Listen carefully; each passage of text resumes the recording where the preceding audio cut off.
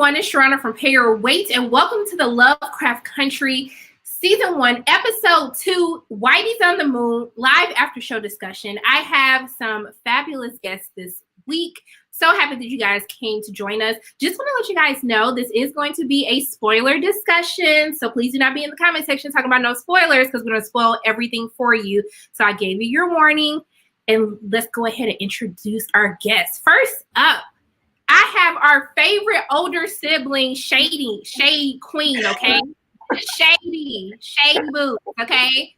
Kay is returning back to us. Kay is a film and television critic who has bylines with NBC Black, with Payorwait, payorwait.com. That's me, you guys, if you didn't know.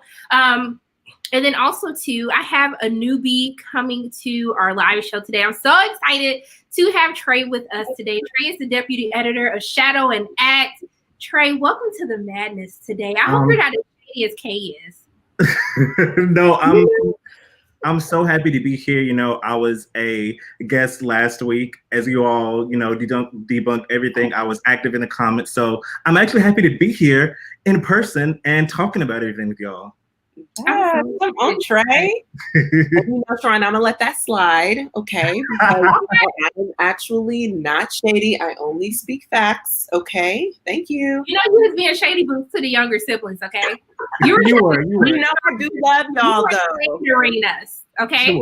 I do love y'all. It's all love, okay? Okay, but Trey, you got a hottie in the comments already trying. Okay. Wow. Okay. Let me pull up the comments so I can follow along with all this. Let me find out. You know, if my husband want to show up in the comment section, let me know, okay? Thanks. All right, so first, okay, tonight's episode was Whitey's on the Moon, which was a crazy episode title until I realized where that actually came from. So Trey, since you are new here, okay, what is your first reaction to episode 2? So I teased on Twitter. If you don't follow me on Twitter, follow me at Trey Mangum. Go follow Twitter, Instagram, both. Anyway, I teased last week that I thought this was the first episode where we thought things were going to get really strange. Like, you kind of get that from the first episode, but you don't really until we're maybe like midway through this episode where you're like, okay, things are getting really, really weird. And it goes out there. And you also kind of get the vibe that I call the show kind of like a part anthology. It's not really anthology, but every episode kind of has its own contained story. Kind of like, a book that's got short stories in it, but they all like connect together. That's why I feel this is, and we first get that in this episode. And we'll probably talk about this later, but I was able to rewatch this episode live tonight. And I picked up on a lot of things, noticed a lot of things in this episode. I guess it means a lot more to me now that I've seen it twice. And I've noticed things, but overall, this was I think this is our first entryway into kind of like the mechanics of what's going on. Like, we learn about magic and different types of things that are going on in this world and kind of not what we expected it to be. Yeah, I mean, Kay, I'm gonna throw it to you next. What were your thoughts? Yeah, so Trey really hit the nail on the head. For me, this episode was super weird, in kind of all the right ways, but it's just very bizarre because there was a lot happening. I actually felt like this episode reminded me a lot of that film, The Skulls. Y'all remember with our white fave, Joshua Jackson. White fave. Yes, Whitey, or our little white fave, Joshua Jackson. Yes. So it reminds, Paul Walker's in there too, right? Tell me that Paul Walker. Okay, got it. So yes, it reminded me a lot of The Skulls in terms of having like this underbelly, this secret society where you don't really know what's going on, but they're really steeped in wealth. And it just so happens that in Lovecraft Country, they're not only steeped in wealth, but they're steeped in racism. So, just welcome. But yeah, I think that this episode for me was very, very weird, but it also moved very quickly. I felt like there were a lot of elements thrown at the audience that you were not expecting. To Trey's point, I actually do call this like a half anthology series because it does really read that way. And this episode could be a standalone, but we do still know that the overarching theme is, what is this birthright? And what is it about his lineage? Which we end up finding out that he is a Braithwaite. So, that's part of it. I did not know that. I'm gonna call him Fitz because I can't think of it. Hello, I call him Fitz, aka. Yeah, count me alone. I call him a lot of stuff in here. When you pre-screen things, you realize that there's a lot of the audio is not mixed, so we don't get the actual voices. We get like probably white people saying a little bit of their lines. So I did not pick up on he's darker than I thought he was going to be. Oh. Until this episode, I'm like, wow. Like, come again? But overall, kind of like the Kay's point too, this episode has a lot of exposition. Like, even the things that you don't think you were supposed to remember this episode, they're going to come back down the line. And it's a lot to piece together. So I would honestly recommend watching it twice, because especially, I wouldn't even recommend watching it now twice, but like maybe like after episode 4 or definitely episode 5, and you'll see, kind of like I said about the anthology lining up together. That's how you realize everything is connected. Yeah, I would agree. I would agree with Trey. Definitely double back and rewatch it again, because there are a lot of things that you pick up on in a second watch, maybe even a third watch. Like, the small details really, really matter and are exceptionally important in Lovecraft Country. I will say that. Yeah, no, I definitely agree. One of the things that we were talking about before we actually went live is, for all of us who actually had the chance to screen the first 5 episodes prior to the premiere of the season, a lot of us said that we felt that episode 2 was one of the weakest episodes. Mm-hmm. But one of the interesting things that I found is, once I went back and rewatched it today, is I actually enjoyed it quite more with kind of like that weaker. I think it's been 2 weeks since I've actually watched all of the episodes. Coming back to it, I enjoyed it a lot more, and to the point where I almost feel as though with that weekly, week to week episode model, it helps you appreciate and also to pay attention to the details. Because when you're watching episodes back to back to back, you're just like, okay, let me just keep going to the episode to figure out what's going to happen. Yeah. Did this one? I do have a question though. Did this one move up in your list in terms of favorite episodes, do you think, with the second rewatch? It might have for me. So, I mean, it's not like we're spoiling anything. So, of course, because if you were on Twitter, you know that critics have been talking about episode 5. Episode 5 is definitely because we watched 5. Episode 5 is the pinnacle of everything. Then I would, like, before this episode, I would say 5. Then I would say 3, maybe.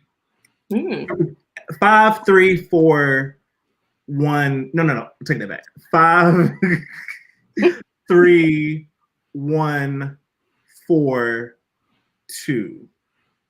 And now that I've seen episode 2 again, I would probably have episode 2 and 1 and 2 and 1 and 4 are probably like on the same tier. And then I feel like 5 and 3 are kind of the standouts, with 5 being the standout.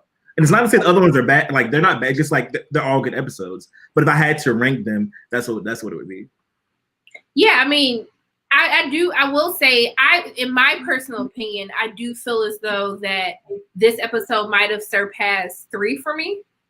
5 is still going to be everyone's number one. Yeah. 3 is an interesting one for me, because I feel like, I mean, we'll get to it when 3 comes, but it's a lot to take in. And we'll get to it. Yeah, we're not going to spoil anything, but I mean, you guys have seen it on social. Everyone talks about episode 5. It's a crazy episode. We're not going to spoil anything for you. But let's break down episode 2, Whitey's on the Moon. Let's talk about this intro sequence, because I was like, Uncle George, I see your name, I heard it. Wait, what? Uncle George, you moving on up now. I mean, I'm just saying.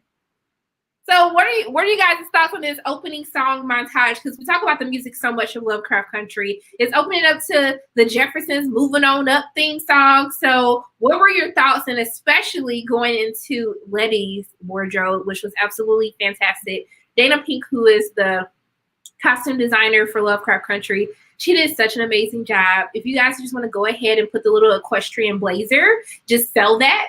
I mean, that I will buy every single piece. Just let me know, especially that jacket. But Kay, what were your thoughts on this opening sequence? Because we leave off from the last week's episode.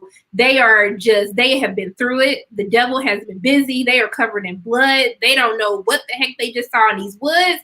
And now all of a sudden they just living their best life. So, Kay, what were your thoughts on this?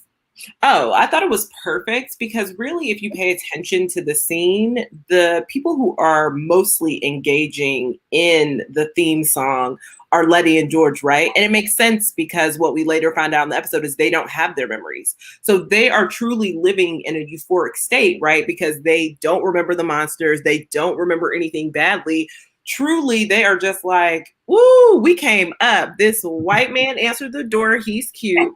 And, he answered the door. He let us come right on in. We have all of this wealth at our fingertips. Like, yes, let's just live. Let's relax. Let's let our hair down. So I think it's a bit of a, obviously it's an illusion, but mostly because they don't have those memories. So they don't have anything to fall back on. And the only person who truly still has his mind is Tick. But to your point, and Letty's attire, honey, stunning from top to bottom. Everything that she wore in this episode was gorgeous. Everything was a standout. Something that I do appreciate about us being in the 1950s is the wardrobe, because you can really do a lot. And so I know that we are talking a lot about episode 5, but when we get there are also some beautiful pieces that I recall in that episode as well. So I'm just thinking about honestly, the attire for the women, especially on this show, is just top notch, for sure. And so obviously, Letty needed those fine equestrian pieces to go with her euphoric state of moving on up in the world. So it makes sense. I felt like this was a good musical choice because I do know that a lot of people do have issues with her use of song. And as the episodes continue, I don't always agree with certain songs. But I think this one was a good one for me. And Trey, I want to ask you, Ambria said, I was ready to dance and then I saw Tick's face and the party was immediately over. Yes, Atticus wasn't having it. So what were your thoughts? First of all, I want to, because I was in here last week when y'all were talking about the song usage, and I want to challenge y'all on that because I'm one of those people, I don't have issues with period pieces that heavily use contemporary or modern music. And because you're gonna, as episodes go on, you'll see more of this, and I'm here for it. I love that. Rocky didn't throw you off this episode. No, I mean it doesn't. I don't know. To me, when it fits in, it fits in, and I feel like no matter where you're at, it just makes sense. And most of them, I can't think of one that doesn't make sense to me. But as for this scene in particular, I like calling this a genre mashup. Mm-hmm. And this was one of the first, it was a lot of fun moments this episode. And just campy, and I just lived where they were just living their best lives in there, and they take it, and the tickets just stone faced. You realize, okay, it's not about to last like this for long, but let us just relish in all of this, excellence going on right here. But I was living for it. Well, in the episode, they're living their best life. Tick totally ruins the entire moment because he's just y'all, we almost died last night. All these creatures, all eyes, what are y'all doing? What? I'm Tick in this scenario. Okay, relax. We need to be weary of these white people. So exactly. And so we're introduced to William again as William comes to gather them. And so I want to know, what are your impressions on William? Because I know William is he working for the devils, but he still can get it. But yeah, I'm just saying. But William said, look, I don't know what to tell you guys. The only information I have is the information I gave you when you first got here, okay? They don't tell me nothing. I am only responsible for breaking the back of Christina Braithwaite, and that's all I do. So I just wanted to know your thoughts. How are you feeling about Williams so far? Y'all know he be breaking that back through. Christina confirmed it. Escalated. Okay. He was like, I gave you all the verbal welcome package, and I'll be taking no more questions after that. I am not above. He was like, it's above me. It's above me. It's above me now. But yeah, I know we're gonna get to another character that I really like, but I like the white people on the show. They're very cunning. They're very like deceiving. You know, they're doing a lot, and I especially like these actors. Like, I can't think of the guy who plays William, but he plays this role to a T, and I just love it. And we really don't know what to make of, you know, these characters, specifically William, of like their agenda either, because no one out of who we're introduced to in this episode, we don't really know their motivations. We don't know why they're doing what they're doing and what they're doing. So to me, I don't have any, like, you know, don't trust white people, but I don't have any other reason to be like, okay, what's he doing? But I'm still side-eyeing him a little bit. His name is Jordan Patrick Smith, who plays William. Jordan Patrick Smith. Okay, Jordan. Shout out to him. Jordan. Hey, Jordan. So I'm going to say, Trey, like, the very foundation of this show is not to trust the white people. So it's real interesting. In a love to hate way. Oh, okay, because I was like, that's literally the core, though. But I will say, when we meet William, obviously he's handsome, which I think is by design, because, I mean, who doesn't trust a handsome face? Like, you know what I mean? Like, I think that is the point. So he's handsome. He's mysterious. I immediately thought he was dangerous. And let me tell you why. William always has an answer for something. Like, it was just too convenient. Every question that they asked, particularly when they get to the barn and they're looking for their car, there was always just some real quick answer for every single thing. And I'm like, you cannot trust this man, period. You cannot judge the book by his handsome face, AKA the cover. So there are definitely some secrets behind those eyes. And to Sharronda's point, you know, if he is breaking off Christina, which I prefer in this PG setting, to just say, you know, if he's a dear personal friend of Christina's, then you cannot trust him. You absolutely cannot. Like, he's too calm, and his answers are always suspicious. So I'm just going to go with, I do not trust him, but also historically, I don't trust any white character on the show. So, I mean, I think that, like, I will go ahead and say that firmly. I just don't. But I wish William well. All the best. all the best to you, William. Well, in the course of the episode, we see that, you know, Atticus, he is just like, something's up. You know, they have literally, Letty has every dress and outfit in the world that can fit her. George has all of his favorite books in this room. He just like, it's almost as if they want us to stay here forever. And I think it's funny later in the episode when he says, like, what white person, you know, answer the door with 3 black people on their doorstep and not trying to shoot them away, talking about, hey, we were waiting on you guys. Like, welcome. So glad you came. So we do see that they have this conversation that kind of foreshadows what's to come in the episode when they see the picture of Titus Braithwaite, and essentially they tell the story. Well, first of all, he was like, yeah, we don't have phones. I said, that was a red flag. How y'all ain't got no phones? Y'all ain't got no phones? I mean, why would you need phones when no one makes it out of there alive? Hello? I mean, like, you don't need phones. You need to call when we murder all the guests here. Look, I was just confused by that. And then he tells a story about how the previous house burned down. That's how Titus got killed. And then that's how they got thrown into the whole mix of things. And so we see the ring on Titus, which we see later in the episode that Atticus gets. But then things get crazy once they get to breakfast, when he realizes that neither George nor Letty has any recollection of what has happened to them the previous night before. But Letty gives us one of my favorite lines when she says, she started ringing that bell. Letty said, look, like, they gave us a butler. We're going to do what we got to do. But you know why people don't be seasoning their food. And you know, because there is a war on seasoning right now. There is a war on seasoning, and we need it to stop. All right, we're going to claim it right now in Jesus' name that people will season their food.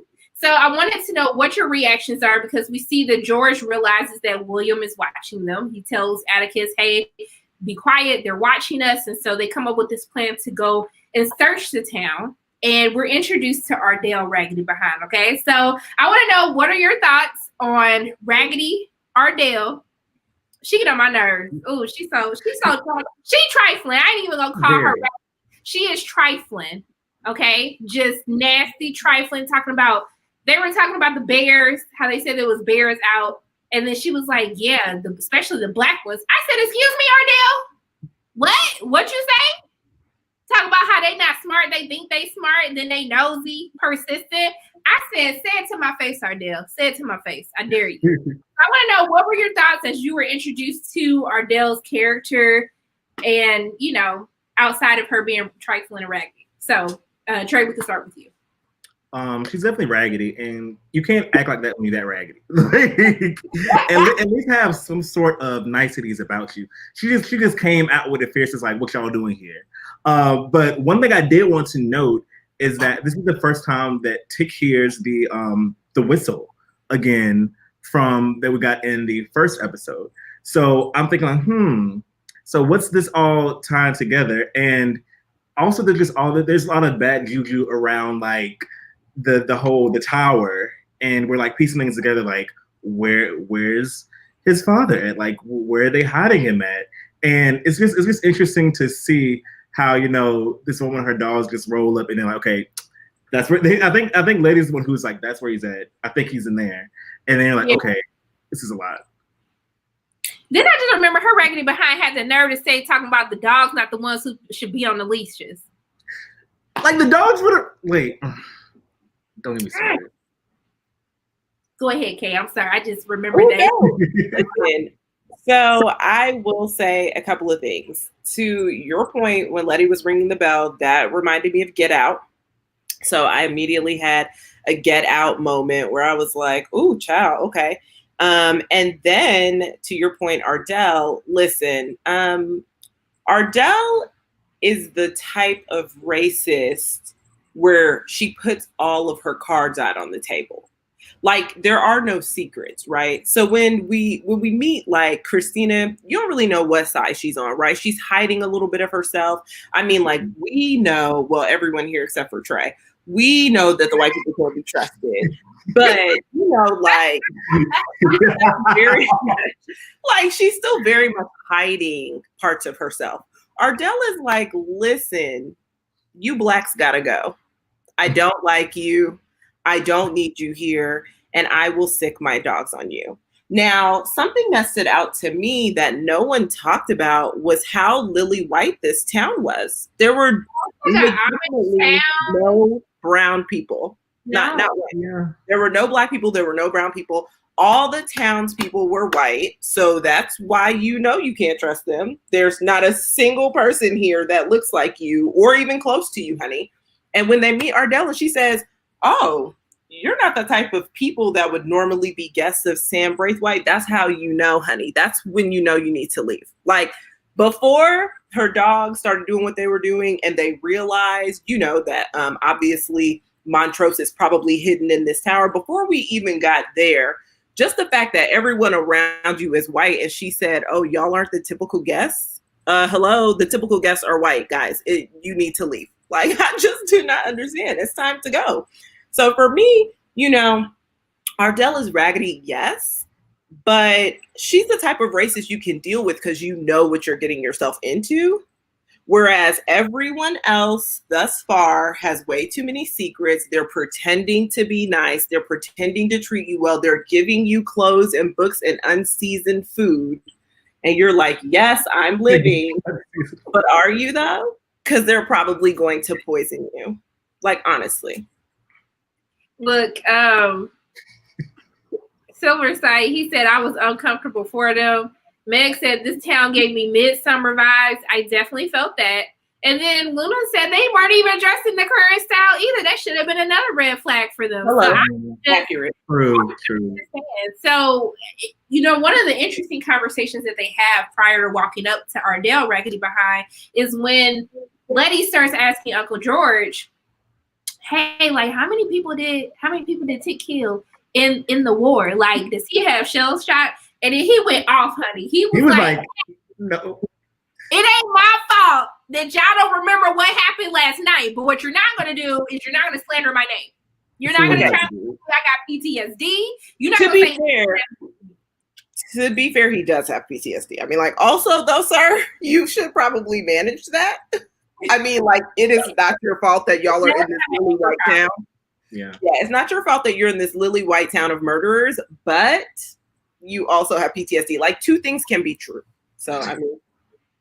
Y'all better leave Tick alone before he come and get y'all. But he can come and get me. I'm just saying. I just had to throw that out there real quick. So after all of this, we see that they come up with a plan. They say, hey, they Raggedy Behinds got Montrose in this tower. I don't trust these white people. We finna break in later tonight. We're going to get our homie. We're going to get the heck up out of here, okay? Because we can't trust this town. So as they're walking into the forest, into the woods, you should know something raggedy was finna happen. They're walking into the woods, and then George gets this thing like, I remember a time when your mother told me this story about her ancestors running through these woods. I said, George, do tell. How you find this story out? You just had a vision? My trolls don't know. And then you still ain't explain why you got this picture of his mama up in your wallet, George. I need answers, George. What is going on right now? But before I can get to the real tea of the episode, the monsters pop up out of nowhere. So they looking shook. I'm looking shook. I'm just like, Ardell told them once again, make sure you get back to the lodge before sundown. We hear this whole sundown thing all over again. And so then Christina Raggedy Behind pop up on her horse. Our white and shiny Karen comes up on her horse. And she basically blows the same whistle that Atticus heard before. And then Ardell Raggedy Behind coming up like, ooh, she got on my nerve. Every time I see her, I just slap the taste out of her mouth, okay? So she tells them, hey, take everyone back to the lodge, make sure that they stay in the rooms. And then I guess before, you can share your thoughts on that, or we can start talking about Fitz and when we're introduced to Samuel Braithwaite. But what were your first impressions of Christina in this episode? Because we still haven't really, we don't know nothing about her yet. I know I'm in the minority, but oh, you like Christina? I stand Christina Braithwaite. Like, I know I'm in the minority, but she is such a compelling villain to me. I think she's a super compelling villain, and we don't really, as we can see, we'll get to this more and we start talking about Fitz, but we don't really know, especially in this episode, and like even later on, we don't know where her loyalties are lying. We don't know what she's gonna do. We don't know how she's going to do it. And it's just so fascinating to me. And especially once you realize, to me, the whistles have a lot to do in this episode with connecting, what we saw last episode. And you're thinking like, so how does that connect? Because we also saw her pop up in episode 1 and we didn't really know that was her and there was like that crazy almost traffic mishap. And we saw her then, and then she's back again. And the Atticus picked up on her car though. Atticus in the beginning of this episode. Yeah. I'm still saying that you trust Christina. I don't trust her, but I stay in her. That's like that's low key my girl. She did give me one of my favorite lines of the episode tonight. So. Oh yeah, same. That's why I like her. Okay. I mean, I do think that she's a very well-written villain. I will say that. I think because, at this point in the episode, we don't know Christina's true motives, which actually do get to be revealed as the episode, comes to play. So I will say she's a very well-written villain because she is exactly the type of white woman that you have to look out for. Right? Like the ones who are so welcoming, just welcoming enough to make you feel invited. Like Trey would go to her house and have tea. That's what I'm hearing. Can't eat her food. Right. I don't know eating food. She's gonna bake you some cookies, and you're gonna be like, "Oh," but I might just pop up for a happy hour. Okay, maybe. But the real tea is that she's using you as a pawn in her game of chess to get what she wants. Mm-hmm. And so, like, it's very clear that she is, especially in this episode, especially rewatching it again, it's very clear that she is manipulating everyone she comes in contact with to get what she wants. Now, while we may not know ultimately what it is she wants, we do see how those wheels are churning and how things are aligning for her benefit, which is peak Karen fashion, right? Mm-hmm. So, like, this is peak Karen fashion. So, Trey, because people got comments for you. They said Trey would be her baby's godfather. Okay. Shannon is trusted Trey. I can't do that. I wouldn't eat her food, but I would go over there. And we can have some tea or something. Okay, Trey, Black people are not supposed to drink tea. What are you watch Get Out? Look, that's our problem. I'm like, that's probably me. But the thing about Christina also is that, like, even when she does things in this episode and later on, when you think that, because she actually, not necessarily helped, but even when you think she may be doing things to, like, advance whatever our protagonists are doing, it's always in her benefit too. Like, she's just not doing it. She's not doing it out of the goodness of her own heart. There's something in it for her too. And it's just, and I'd like to give a shout out to Abby Lee too, who plays Christina, because I don't know if y'all know, so basically early in the development, Elizabeth Debicki, who's good in Widows, she's starring in Tenet, was supposed to be the original Christina Braithwaite. Oh, really? And and they decided to keep another, I think Debicki's like 6'2" or 6'3", but Abby Lee's like 5'10", so they still kept this tall Khaleesi like actress, and she's killing it. And I can't even say that I would even saw Elizabeth Debicki in this role, because Abby Lee is just like channeling this period Karen energy so much. Period. Yeah, I really like Abby Lee as Christina, and I think that in the book, Christina is actually Caleb.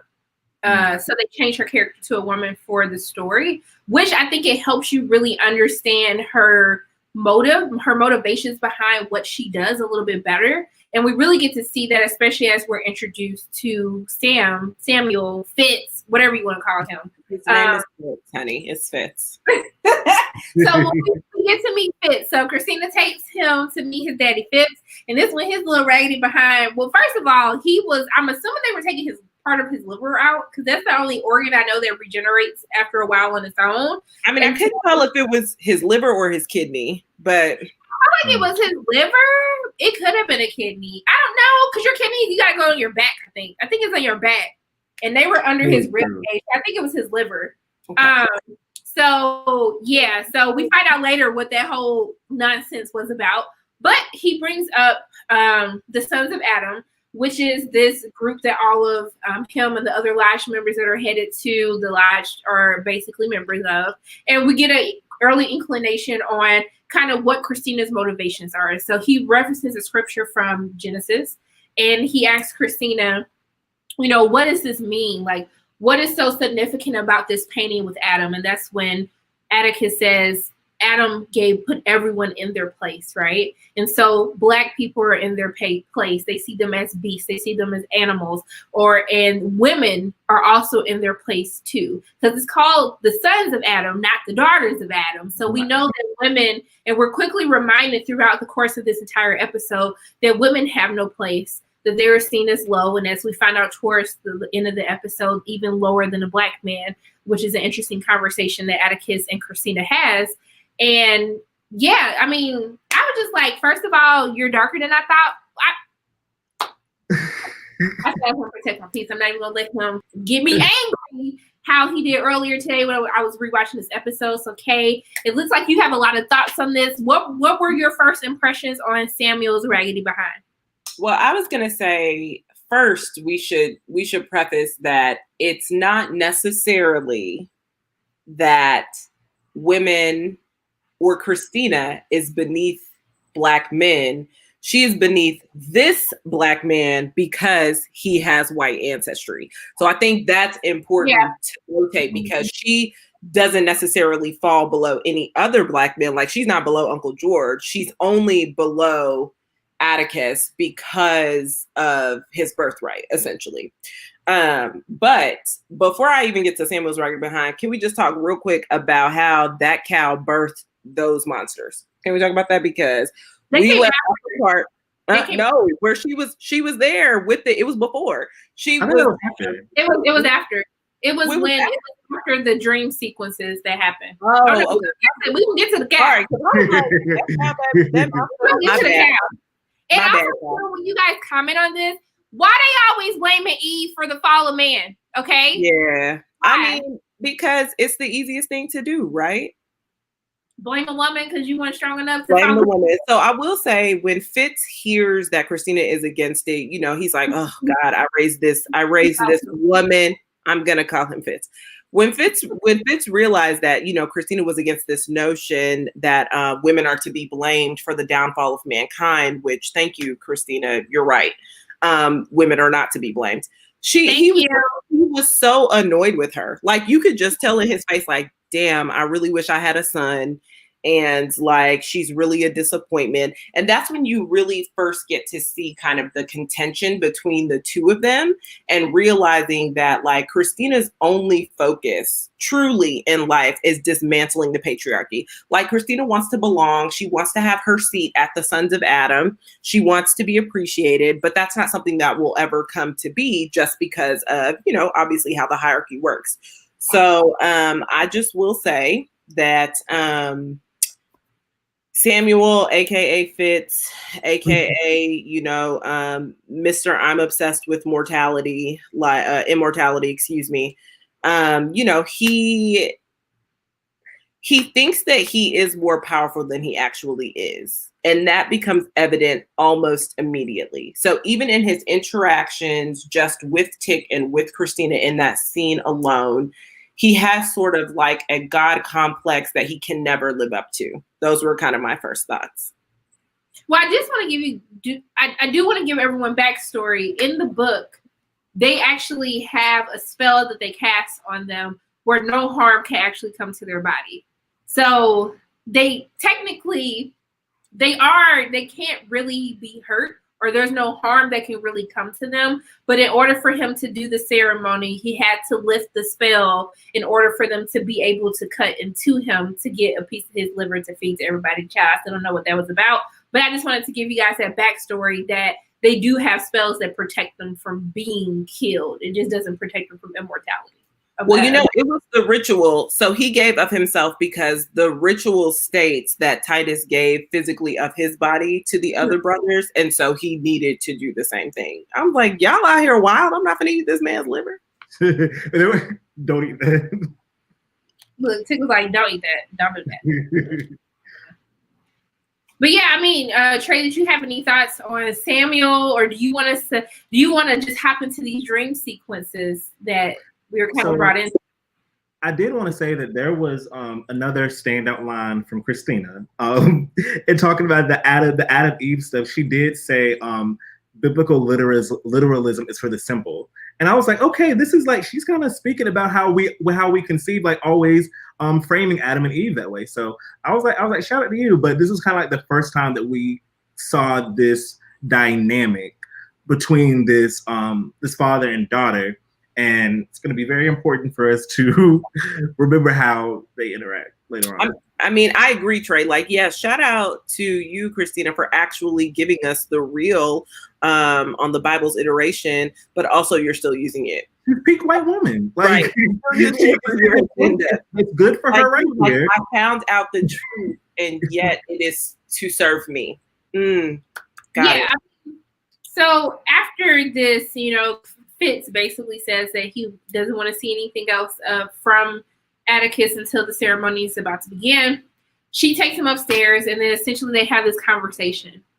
And then he basically says, she basically tells him, hey, every white person ain't about out to get you. And he was like, I bet you work with the KKK. And she was like, oh, honey, the KKK is too poor for me to fraternize. She's like, ooh, the ghetto. But wait a minute, though. She didn't say not her. She said the KKK was too poor for them, for the sons of Adam to fraternize. Because who knows who Christina going to work with to get what she needs done. She might work with the KKK. But she was like, you know, my daddy and his associates, they can't. She said they were poor, honey. They not in our bracket, okay? They are beneath us. They don't have coin like we do. They don't have coin to be racist like we can, okay? They're not 1%, honey.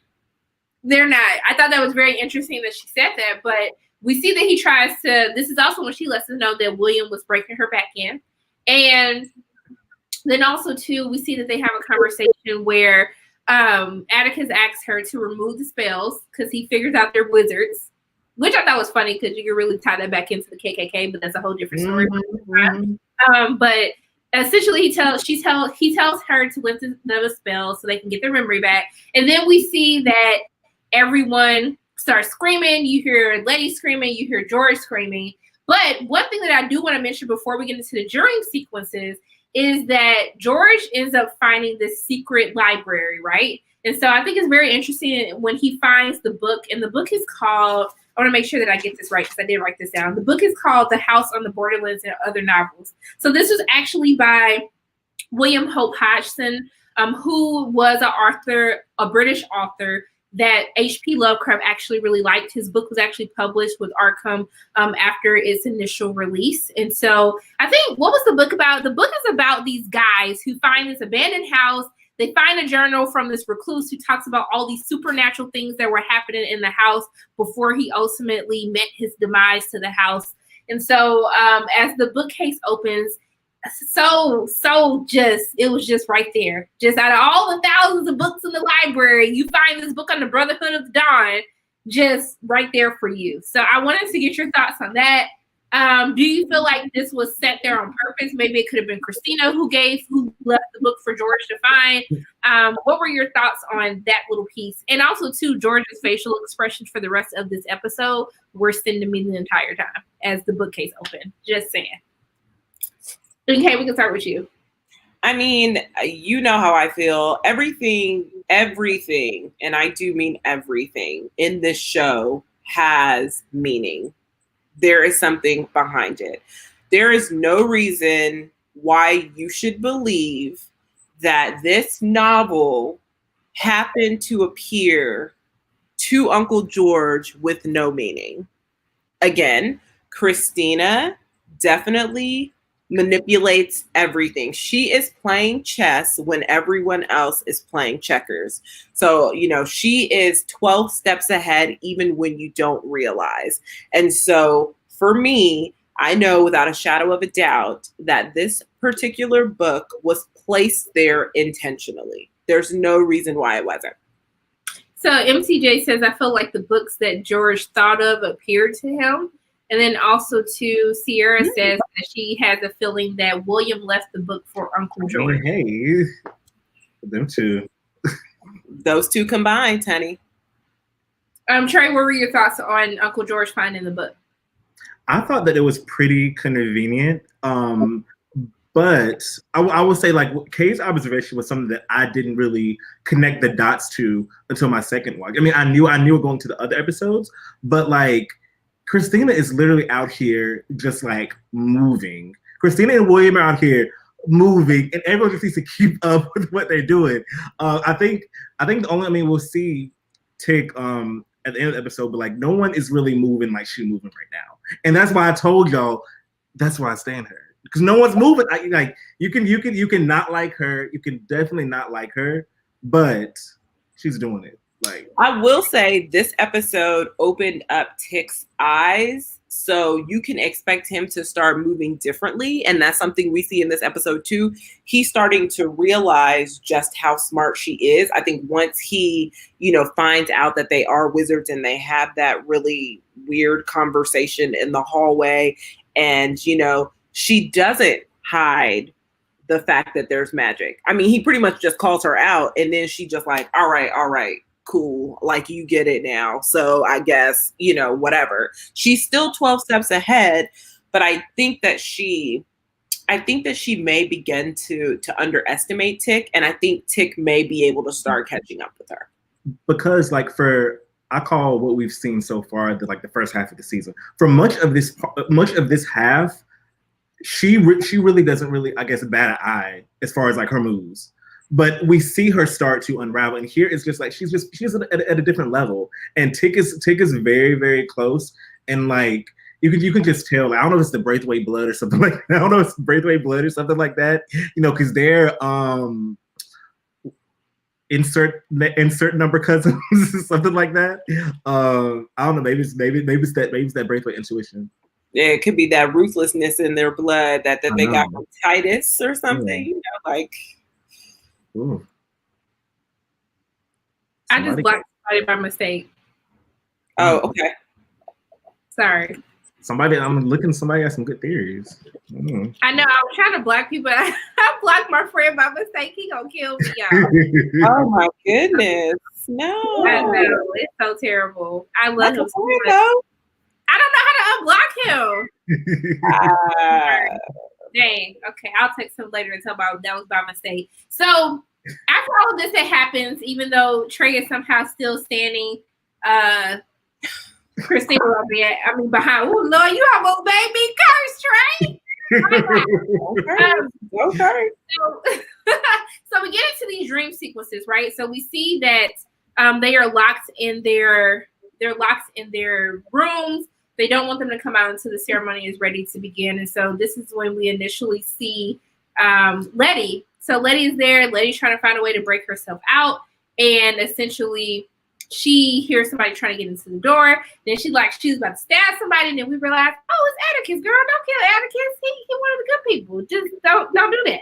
So we see that they end up having a conversation. And I'm going to offer an apology to Kay at this moment because this proves her point in which she said in episode 1 when we had the discussion in regards to the fact that her mom was not a saint. And Atticus recites the scripture to her. And he basically, it triggers a memory for her in which she talks about how her mom used to leave her for days at a time. And she would come back, always be with some raggedy man. Talk about she was going to church. Girl, if you was going to church, take these kids with you to church. I ain't never had my mom go to church. She didn't make me go with her. I'm just saying. I was just like, wow. So she talked about how she would come home with a different man all the time. And then one time she just never came home again. And so she would recite the scripture that Atticus was saying. And I should have known something was up when we saw the picture of Adam and Eve, and Adam's peen was a snake. I was just like, that looks uncomfortable. Okay. I don't want to be there to experience that for you, Eve. But we see that he tells her, like, hey girl, you my rib girl. He didn't say that, but I'm just saying that. He was like, I'm never gonna abandon you, girl. I got you, girl. He was like, I got you, girl. Oh, that's so cute.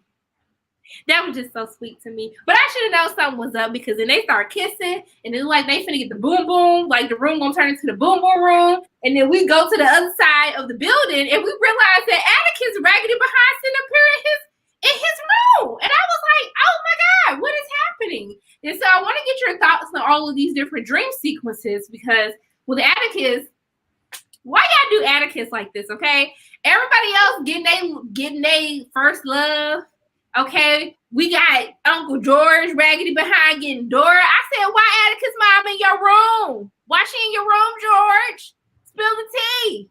Because she said children. She didn't say child. She said children. And last time I checked, George, you had one kid. Why she saying children? So this is another hint that Atticus is his son. We see that that's when he realizes she isn't real. But so Letty about to get her back broken in. George having a dance with his with Tick Mama, and then all of a sudden, Atticus the only one getting his behind beat. This girl bust through the room, charging at him. A Korean girl, because I'm assuming it's the same girl that was in the daydream, who was the same girl that was on the phone. So we're gonna figure out sooner or later what does she have to do with this entire story. She trying to kill him. She cutting him. They going back and forth. What are your thoughts on this entire thing? And also too, We go back to Letty, who's now about to get raped when she tells him to stop, and then he takes his pants off. And I was like, I want to appreciate the nakedness of his body right now, but no, because he's about to rape her, and then his pain turns to a snake, and it was just too much for me. It's okay. What are your thoughts on this? Because it was a lot. I'm going to say a couple of things. One, thank you so much. Yes, her mom was in the streets, and they talked about it a little bit in the first episode, but in the second episode, they really was like, no, honey, mom was in the streets. You were vindicated. So, for me, what I took from that, first off, let's talk about that painting that you mentioned where, Adam's peen was a snake. For me, that painting represented the exact opposite of what Fitz daddy was trying to sell, right? Like, this painting was basically like, Adam is the problem and he's the true devil in this scenario, and you better watch out. That's what I got from that painting. So then too, when Letty was sharing this story, my immediate first thought was that she may have been sexually assaulted as a child or assaulted in some sort of way, because she wasn't really giving too many details, but she was giving just enough, like, my mama left me all the time and I was just really scared and I wasn't old enough to take care of myself. And so it leads me to believe that we're going to find out something more about her childhood and what that looks like. I mean, we already know that she has a complicated past with her mom. She didn't go to her funeral, but we also know that the person who is supposed to love and protect her the most didn't. So we know that there's going to be some sort of issues there. And we also know right now that that is the trauma that she is trying to work through. Like, what this show really centers on, obviously, is family trauma. And we know that this is a part of her trauma that she's actually trying to heal from. So that was one piece.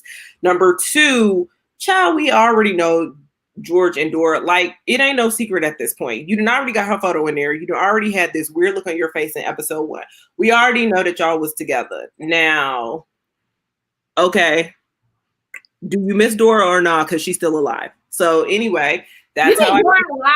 Yes, honey. I know. Listen, I know Tick's mama not dead. I said it last episode as my prediction.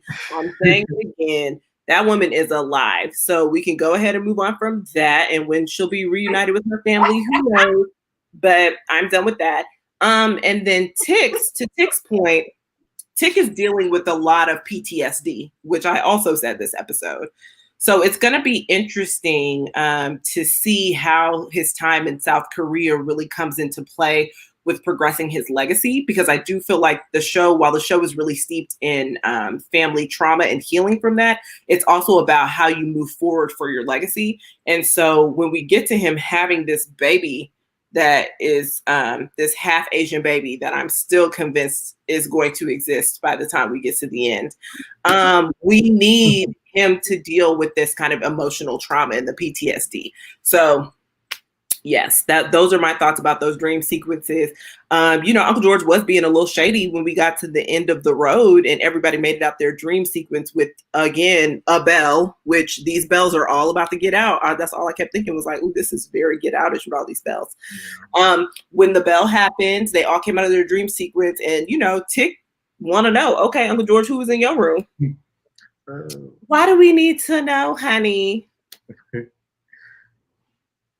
Sir. Uncle George. Exactly. Like, stop it. I understand. I mean, Trey, what are your thoughts on the whole dream sequences? Yeah, I had a lot of the same observations as Kay. I was just I instantly knew something was off because I'm like, y'all are here for some type of impending doom right now. And y'all trying to, like, I'm like, I know there's a time and place for everything, but y'all need to find Uncle Montrose, Daddy Montrose, and get out of there and let's go. And I'm like, they really about to do this now. And like, come on. But then once he realized what's actually going on, and then that's not Tick. Tick is actually in the other room having something else completely going on. And poor Tick can catch a break. Dang. Like, always, but Trey, you said it right though, Uncle Montrose. We might as well go ahead and call him Uncle. We don't have time. We might as well. Be honest. That was my next point, because I was following along with Twitter today, and to me, when I was watching the episode the first time, immediately I knew that's who that was. Like, I'm like, it's clear, everything's lining up. But some people seem to not have gotten onto that until later, until a few things later, when he says all that. And I'm like, no, y'all, this is clearly there's some stuff going on. And right now, I just want to know what can't think of her name.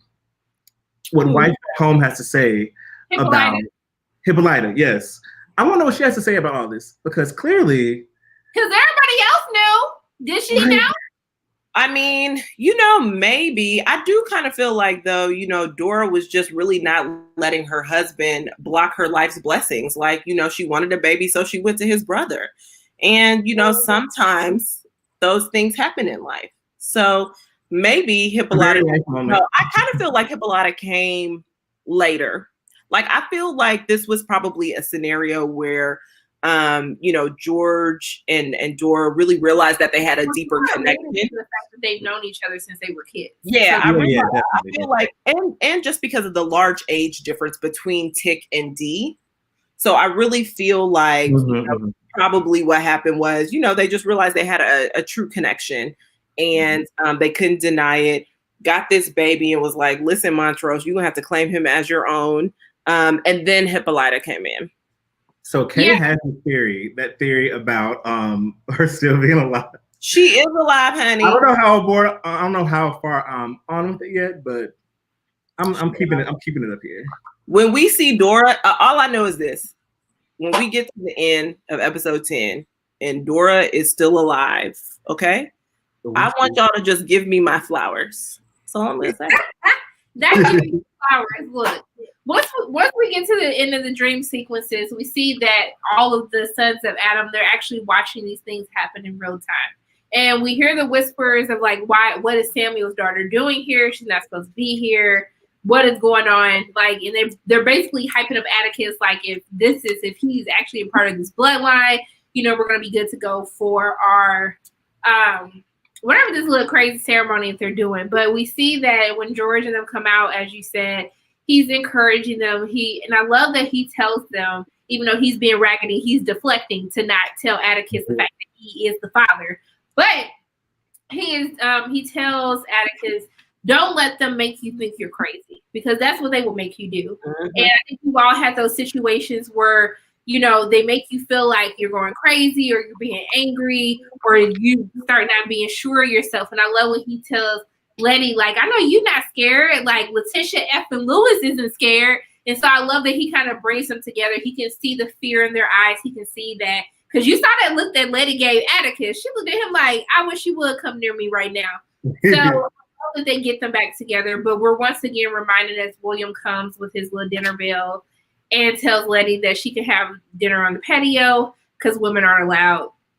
And then this dinner will only be for Atticus and George. And so I want to get your thoughts in regards to the dinner scene. Yeah, Trey, you have some first? No, you can go.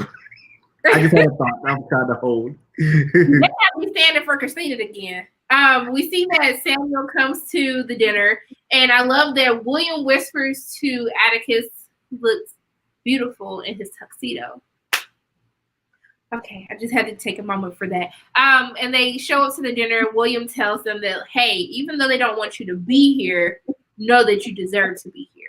Now, I normally don't agree with, William, because he's part of the devil's side, giving them words of affirmation and letting them know that they deserve to be in the same room as all of these other racist white people. But I still like what he did. And I want to get your thoughts on it. Also, too, with Atticus telling George, don't eat that. Don't do that. And even with George's speech, what are your thoughts on this whole dinner scenario after Atticus tells them to get the F up out of here? So first of all, I want to go back a little bit to the gallery scene when they're like, before they leave their illusions, dreams, where everyone's like watching all the sons of Adam and they're watching them.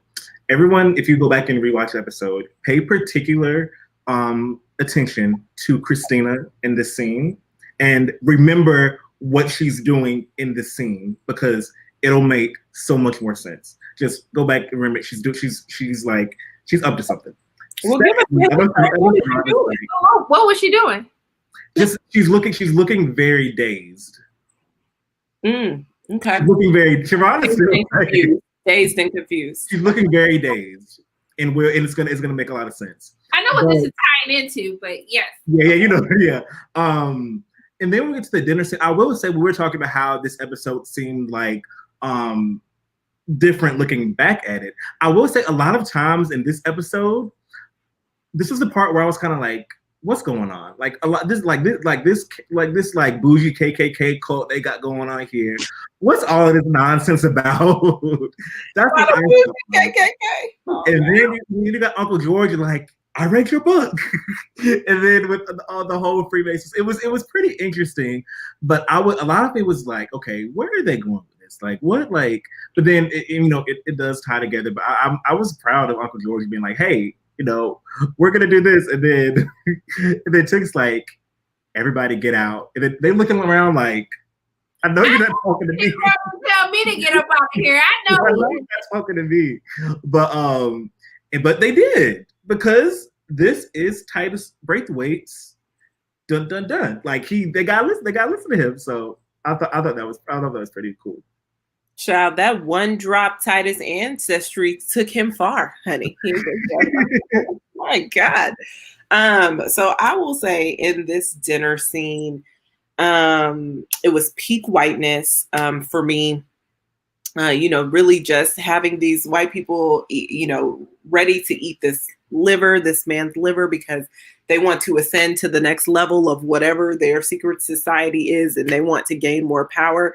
It's just wildly ridiculous to me, if I'm being honest, because I'm like, y'all, we don't have better things to do than like to sit here and eat this man's liver and pretend that we're going to be immortal.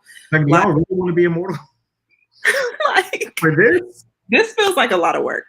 But I do appreciate, and Uncle George was the MVP of this scene for me, just because, again, it goes back to them truly being this family of bibliophiles. He uses his knowledge, he uses books to kind of save the day and trick them essentially into doing what they want. But I will say Fitz gave me, and y'all, I'm just really not going to learn his name at the show. And obviously I don't need to, because he's wrong. So he's done. I mean, after this episode, Samuel, aka Fitz, is over, so it's fine.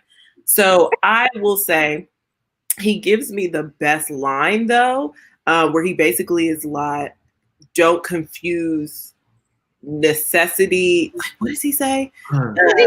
He tells him he's indispensable, and he also know your blood is tainted. Like, don't. So he said, "Do not mistake useful with indispensable." That's what he says, because I wrote down the quote. So I was like, let me find it.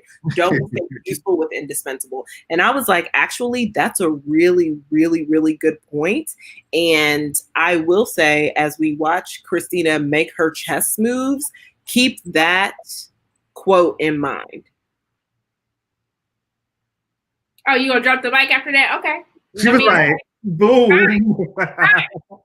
So, I do want to talk about Christina real quick. Who Trey just loves to stand. Let's just pray for Trey in his poor thinking right now. But I'm never gonna be in a horror movie with Trey, because he finna die. After, he gonna get us all killed. No, I would not. I would not. You gonna go to their house and have tea. So what you saying? I mean, he's gonna eat the I'm food. still being cautious though. Okay. Get a little bit of info, get on their good side, but then I might be dead at that point. So anyway. No, was all dead. Okay. So I do want to talk about this moment. So after this actually takes place after Christina leaves Atticus and all of them in their rooms before the dream sequences, and this little boy out of nowhere pop up like, it's time. And so the cow in labor, okay? I'm like, oh, okay, look at the little cow giving birth, okay. Then I'm like, Christina, you finna mess up that silk, because that look expensive, honey. You ain't gonna put no gloves on, you ain't gonna wash your hands, you ain't gonna do nothing. You just gonna violate the cow like this. And so we see that she pulling a cow out. I was like, oh, okay, she's giving birth. And I said, hold up.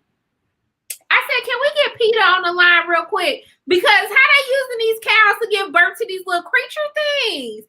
Oh my God. So I wanted to get your thoughts. You talk about, this is my first birth. I'm like, what are y'all doing to these cows? It's not right.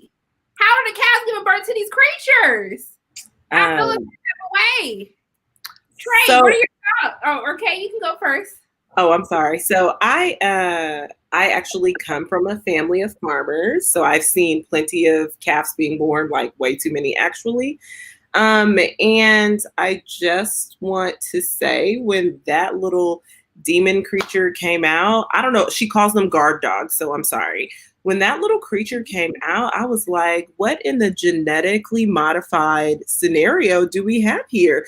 So I'm curious, because I'm like, are they just injecting these cows, with these little creatures, or because we know magic is at play, because we know that they are wizards, is she just casting a spell over the cow because she knows that maybe, the cow's reproductive system is the only one most stable to be able to carry these guard dogs to term? I just had a lot of questions, but the way she was cuddling that little creature was so interesting to me, because she really was cuddling that creature like it was her child.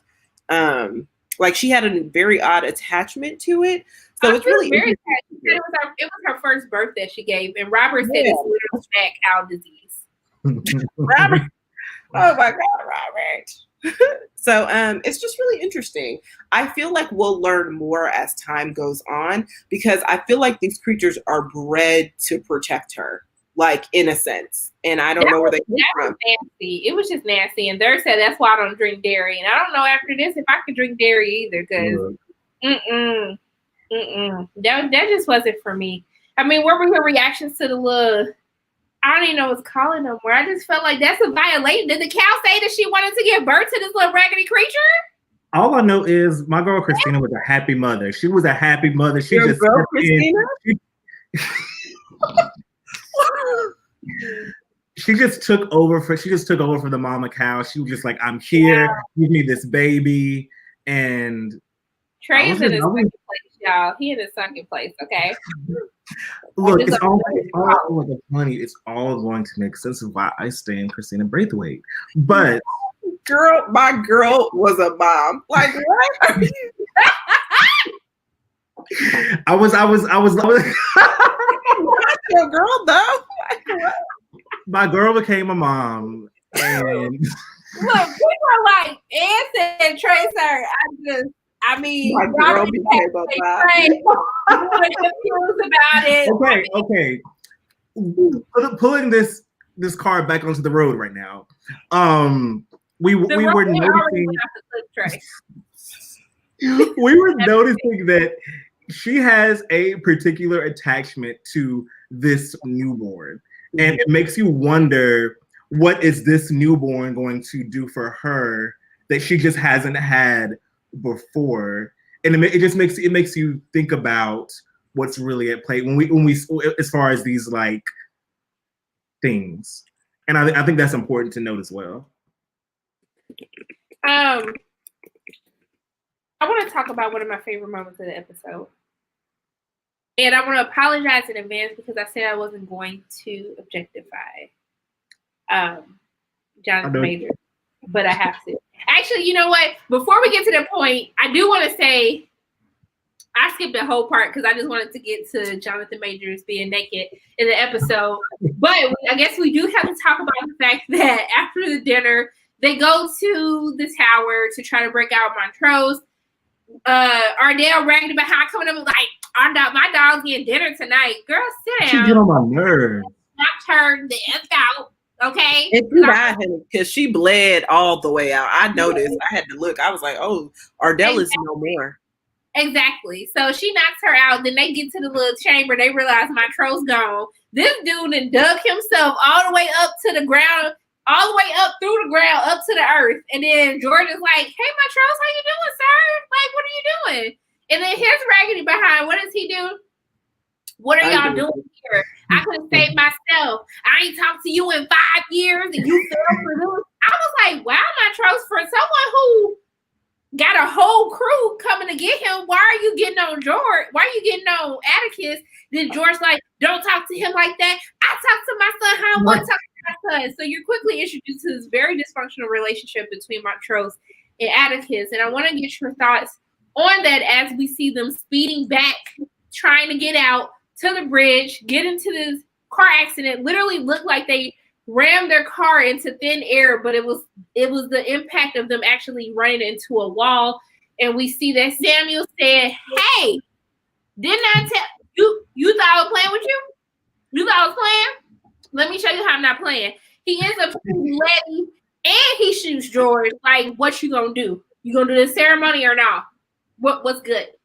That ain't what he said, but I'm just saying that's essentially what he said without having to say it. So, what were y'all thoughts on Fitz? Like, Fitz, this not the same Fitz that we saw in Scandal, honey. He wasn't playing with nobody. He said, "What's good?" All I know is when Fitz was like, "Who's next?" Like, who do you want to be next?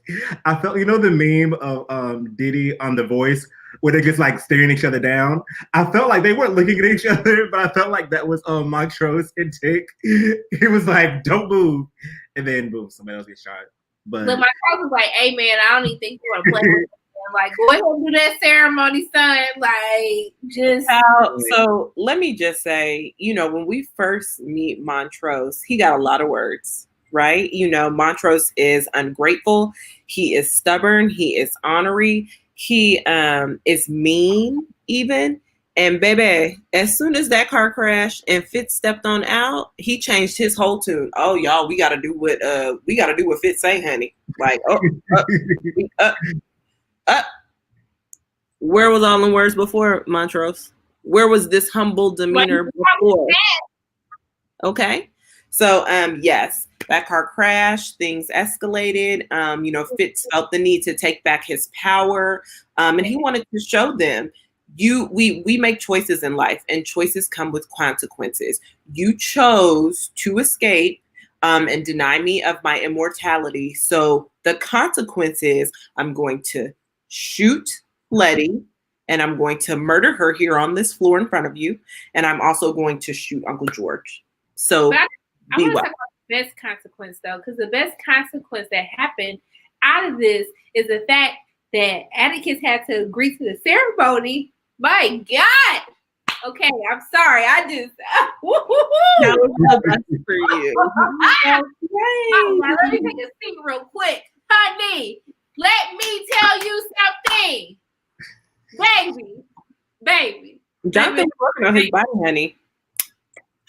When they show him them back muscles, those tricep muscles, those biceps, that ab work, okay? Can we talk about God? Can we talk about how God created people in his own image, okay? Mistakes and how he made us, about how God made sure that we are in the image of him, okay? The blessings that God gives us, the blessings of Atticus, aka Jonathan Majors, that he gave us on this Sunday, what he gave us. And gave us nudity, okay? Gave us some butt nudity, had him stretched out, had them just touching his arms. I just had to take a minute because it was put on my heart that I wanted to give him his props. I wanted to give Misha her props for giving me a little something, a little something good to look at on this Sunday evening. So I'm just so sorry. I just wanted to take a moment for Jonathan, for Atticus, and Misha, and I just wanted to thank everyone because even Christina knew that it was so good that she had to come and get a front row seat as to what was happening for Atticus. So I'm done. All I'm gonna say is this. I'm going to say, shout out to Texas because we do know how to make them. And that's pretty much it. I'm just saying, I just wanted to take a moment. I'm so sorry because I really try not to objectify people. But as MCJ said, let the church say amen. Okay. And then we got a second by Lisa. We're going to say amen. And we got another amen. Okay. I just want to make sure. It was a revival. We knew it was a revival. It was a convocation. We came and got the word, and the word spoke through us and had me speaking in tongues. And I'm probably going to go to hell for this entire segment that we just had. Where my heart lies, okay? But you also know the desires in my heart. So if Jonathan wants to give me a call, then baby, give me a call. I just had to take a moment for that. But I'm so sorry, you guys. I swear we're going to get back into this review, but we have a very interesting conversation that happens between Christina and Atticus, right?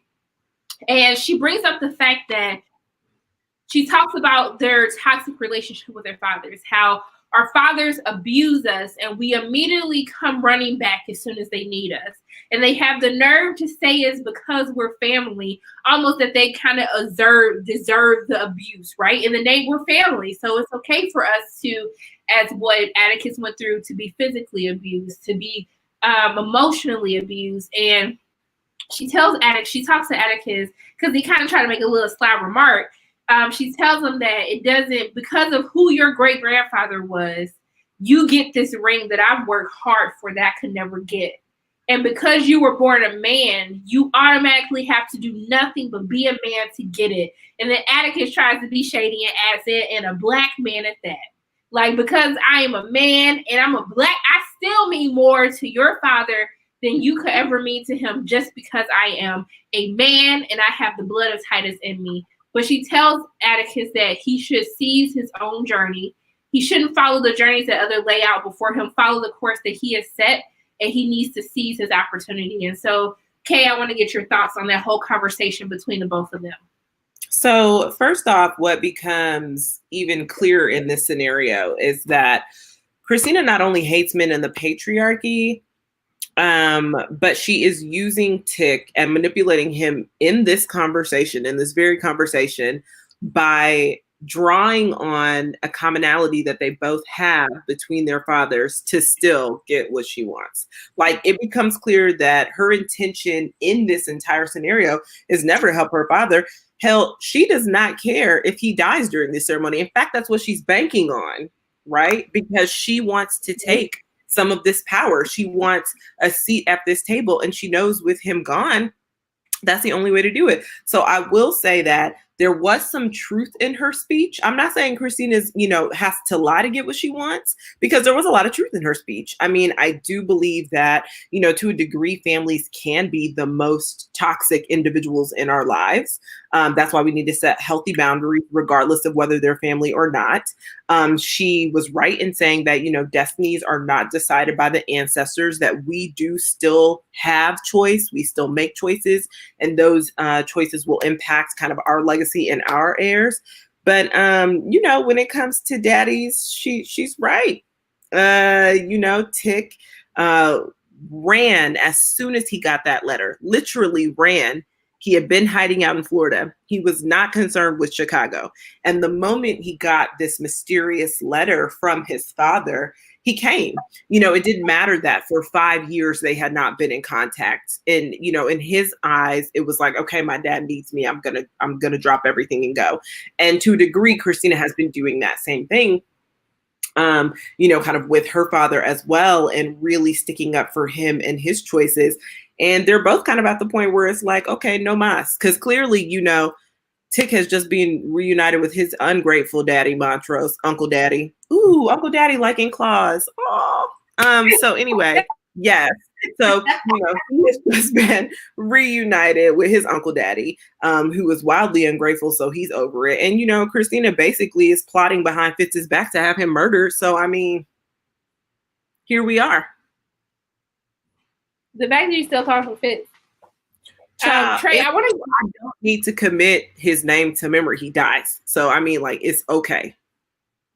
So, y'all have been questioning me as to why I stand Christina, but you're giving me points. You're giving me bullet points as to why she's such a good, complex villain. She's giving you relatability. She's giving Atticus, this is how I'm like you. And he's he rebuffs it a little bit. But I mean, to some extent, she got him a little bit, in the scene before this, when Fitz is like, shoot everybody. He's like, Christina, cousin, what you gonna do? She looking like, but he's still thinking that some part of her is going to be like, hey, here go Trey. He's still thinking that some part of her is going to be like, okay, let me stop this a little bit. But I'm just pointing out that she is a master manipulator. And she's a master manipulator. No pun intended. But I really like that scene, and just like the dynamics that we're going to get between it's like these two face off, and I'm excited for more. And you will understand why I stand Christina Braithwaite. Okay. I mean, well, I don't even know what to say to that, but I guess I gotta go into how we get to this week's episode titled "Whitey's on the Moon."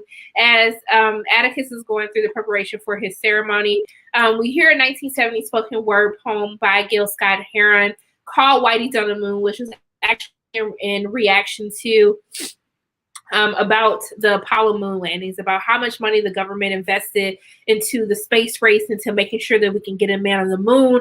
And while Black Americans were experiencing being marginalized, right? He talks about the healthcare, how they're struggling to find adequate healthcare, how they're struggling to pay their bills, how they're losing all their money to taxes to help fund the space expedition, while you have humans here on Earth who still need to be helped. And so I thought it was really powerful for them to talk about that. And also too, as you know, these white people have all this money, spending all this money just so they can live like forever, but you can use this money to actually help the people on the planet at the same time. And so, Kate, what are your thoughts on them using Whitey on the Moon as the voiceover during this entire scenario that's happening with Atticus?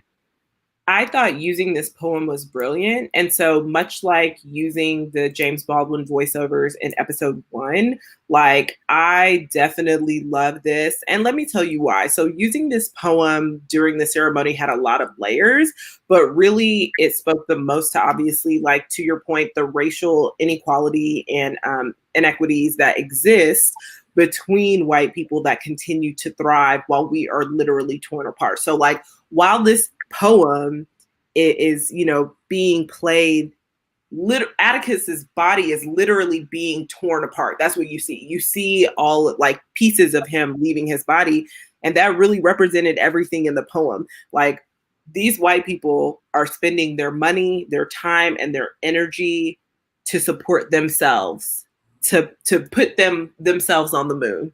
Meanwhile, we struggle, we suffer, we don't have basic access to healthcare. We don't have basic access to high-paying jobs, or really not even high-paying jobs, to just livable wages.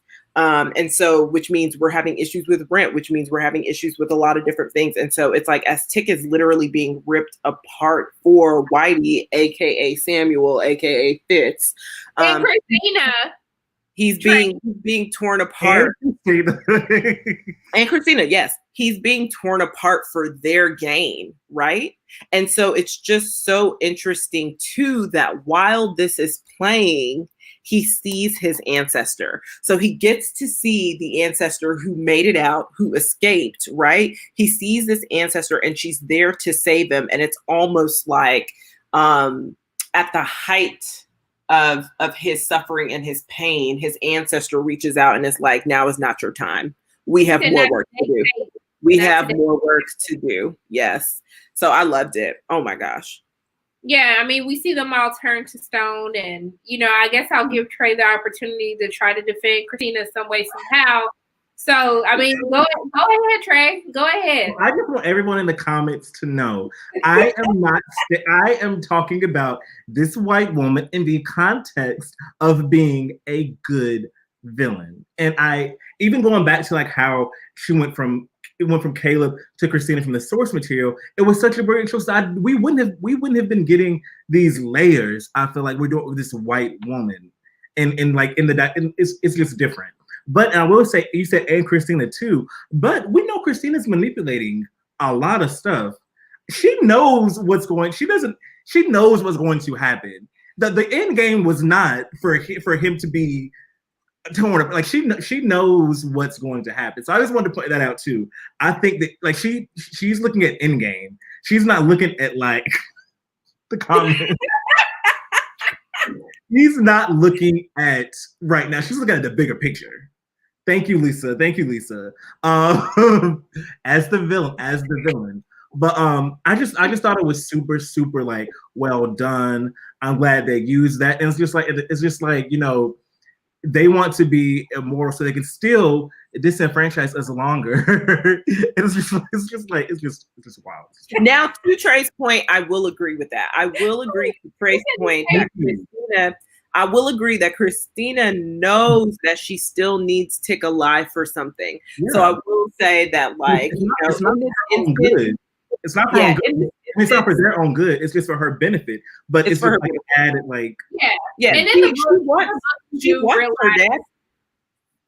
the book we do realize that this was done on purpose. That her character or Caleb in the book knew exactly what was going to happen to everyone once they begun this ritual, and so this was really done on purpose by Christina or Caleb. If for those of you who have read the book, so we see that everyone's turned to stone, and we see that his ancestor, it starts to collapse of the building. We see that they're trying to George, Letty, and Montrose. They get out, and then we see that Tick actually ends up following his ancestor out of the house. As soon as he makes it out safely, she disappears. And then this is when Letty greets Atticus, and she has that look in her eye that something's wrong. And this is when we find out that Uncle George has actually died. And then they start playing this.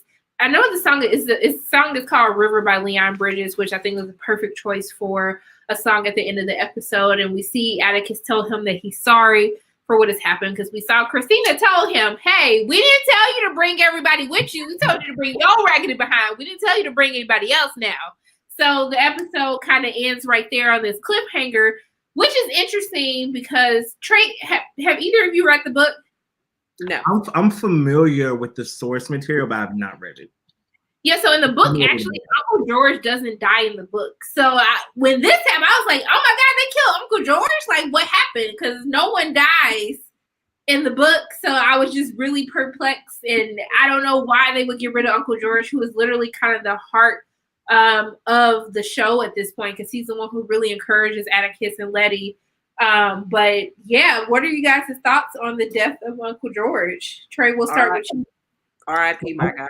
I just love when shows are willing to kill off people early. They earn a respect with me, because I'm just like, you'll be willing to do anything. Like, right. You're killing a main character 2 episodes in. You're just like, what else will they not do? I just love when shows. It reminds me of when Netflix first had House of Cards, like maybe season 2, and they whacked off a main character, and it was so, I don't know, I can't remember because it was a few years ago, but I just remember like the internet was shook because they're just like, this has to be some sort of like mistake. And that's what I always relate that to whenever I see a show, kind of pull like the okie doke and be like, okay, you think this is going to be like the 3 detectives going across the country doing this? No, we're about to like cut somebody off. And I appreciate that. Can we tell Robert to leave me alone? Because I was not hating on Uncle George. What it was. Okay. I was telling the truth. Okay. I was telling the truth. Carlos, did we really see him dead? Yeah, he died, y'all. Everybody was crying. And also to all people in the comments, like I saw someone post like IMDb about it's more than that. They said IMDb shows he's in all episodes, but y'all, honestly, IMDb be lying on purpose. They didn't have like a little cameo. Yeah. Courtney B. Vance is not a series regular on Lovecraft Country. So if you knew anything about that going into this, you would know that something happens. He's just like not popping up like that. But yeah, there's nothing that we know right now as of this episode that shows us that, we'll come back. What do you guys think about what Sierra has to say? He talked about a Book of the Dead too. I hope necromancy comes into play and they bring him back. I can see Hippolyta bringing them back. What are your thoughts on that? I don't know. I mean, I feel like Hippolyta, who is an astrologer and who has an open mind about things, could be the best person to bring him back if necromancy plays a part in it. But I will say, how y'all gonna be up in these comments? Hold on. talking about necromancy, and then the moment I say Dora is not dead, y'all are like, no, she dead. Okay, y'all. Now it is a sci-fi show with magic. Okay, Uncle George ain't dead. Well, what? Right. Same thing. Anything can happen. Same thing. So what are we talking about? But I will say, when it came to George's death, Uncle Daddy, like, honestly, I was just like, RIP. I mean, I felt it in my spirit that he was going to die in episode 1. When he has that conversation with Hippolyta on the phone about bringing her on the road, I was like, oh, he's not going to make it. Like, because he's making all these grand plans to finally include his wife in his journey. And I was like, yeah, he's probably going to die. And so then, it did happen. That was my first inkling. I didn't want to say it last show because I did already watch episode 2. So I was trying not to spoil it for y'all. But basically, I knew last episode that he was going to die. I mean, I kind of felt like they set it up. But to Trey's point, I actually do also enjoy when shows don't mind taking large risks in the beginning, especially when they pay off. Like, I really, really feel like if you're going to give me a risk that's going to pay off, then I'm all in. Yes, honey, I'm all in. So, and I see a lot of people in the comments referencing Game of Thrones. Like, that red wedding death was traumatic, but it was necessary. You know what I mean? Like, if you give me death and it means something to move the storyline forward, I get it. And it just makes you feel that anything is possible. A lot of the times when you have these stories that have that have fan favorites, that have very great actors involved, you almost feel as though, like, no, they would never do this because they would never kill this person off. But when Game of Thrones was one of the first shows of just like, yo, like, nobody is safe. And so the fact that they actually do kill Uncle George off so early in the season, in the second episode, it did kind of was like, oh, so anybody could die now. Like, I feel about this. There's some really interesting theories in these comments, though, about potentially, I mean, I think, Sean Davis, what you're getting at is like maybe the daughter is reincarnated. Like, I feel like, because the daughter looks like the great-great-grandmother, like, I will say, if y'all have watched if you've watched the trailer, there are some very interesting scenes with Hippolyta in a different era. An Egyptian era is the vibes and what I saw. Someone said that she was a time traveler. I saw someone say that, yeah. And I was like, I mean, we have seen her in a different form, and she looks like a bit of a warrior. And so I don't know how that's going to come into play. I mean, we shall see. I mean, what are your predictions? Because even though we have seen the first 5 episodes, because it kind of flows like an anthology series, you don't get that many answers, especially from this week's episode. Yeah. I don't know if we necessarily figure out any answers. We really kind of have.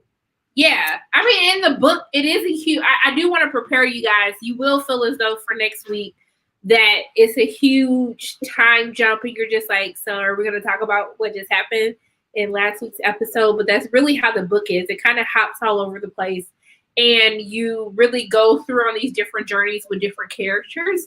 And so I'm actually very excited for you guys to see next week's episode. I think it's a very different in tone, but I think it will be exciting for a lot of people and scary because Kay, did you even watch the episode? Did you get through the episode?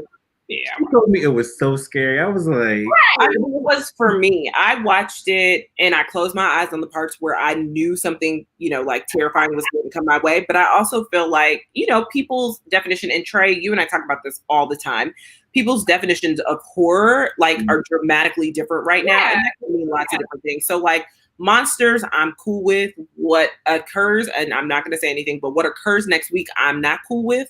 So that for me is kind of like my horror monitor. Like episodes 1 and 2 to me are not scary at all. 4 and 5 not scary. It was 3 for me, where I was like, but I still couldn't turn it off. I mean, to be fair, I finished 3 and I immediately watched 4 after. I still couldn't. I couldn't put down the show because it's just so intriguing, and I really need to know what's happening. So, is it Hereditary scary? Okay. I didn't find Hereditary scary because I was just like, this is just some stuff that only I feel like these white characters were finding themselves in. I was like, ain't nobody see it. You think it's scary? I didn't see Hereditary. Oh, I don't think you can be Hereditary. So that's why I was like, I don't know. But I mean, what questions do you guys have? I mean, are you still confused about some things? Please let us know in the comment section below. What questions do you have? We will be more than happy to answer the questions for you as long as we're not going to spoil anything. But if you have any questions, if you're still confused after our deep dive into tonight's episode, feel free to post your comments now. Oh my goodness, it's midnight. This is why I'm always angry on Mondays. Right. No, I'm like, y'all better post y'all comments real quick, honey. Right? I will say, going off of what so Kay was very spooked by because it's this anthology type vibe, and it kind of has like a monster of the week type feel each week too. You're getting like 1 week we had the monsters, and this week we kind of had like all the magic stuff. The next week we're gonna have another one, and it just depends on what you define as scary, because I can see why some people do think next week is scarier, but it just depends on, like, for me, I thought that the first episode's jump scares when, especially when they were in the house, that's what I was like, ooh, that was probably my most, like, one was probably the most scary for me. And then, like, when we get to our pinnacle, which is 5, it's not necessarily scary, but it's just like, it's just crazy. But it's gory. It is gory. It's gory, or it's scary, and then what's just thrilling. And it really takes us through all of those. And I will say 4 is not scary at all. Literally 4, I think 4 is the most action. Adventure. It's more action. Yeah. Drew wants to know if there's no monster of the week in 4 either. There's literally no monsters in 4. Like, it is just action. Yeah. Kind of. I mean, yeah, not monster how they would think, but there's still. I don't know one monster though. Yeah, Christina. I know the monster too. Christina. Drew wants to know, is William and Christina related? I get an incest vibe from them. Christina said they're just friends that break each other's backs in from time to time. Oh yeah. Christina said they're just friends. So Ambria said, "What is William's relationship to the fam?" Well, as William said, he's not a friend of the entire family. He's a friend of Christina's, and he pretty much does what she asked him to do. Mello wants to know who is Hannah? Is Hannah the ancestor? The ancestor. Hannah caused the fire. I think I'd say yes. I assume so. That's what I assume. Yeah. Who was the ancestor, and what scene did Trey say we had to pay attention to? I said the ancestor that escaped Titus with Christina's. Was it Christina or was it Christina's mom in her belly, in Hannah's belly? I'm probably Christina's mom. Okay.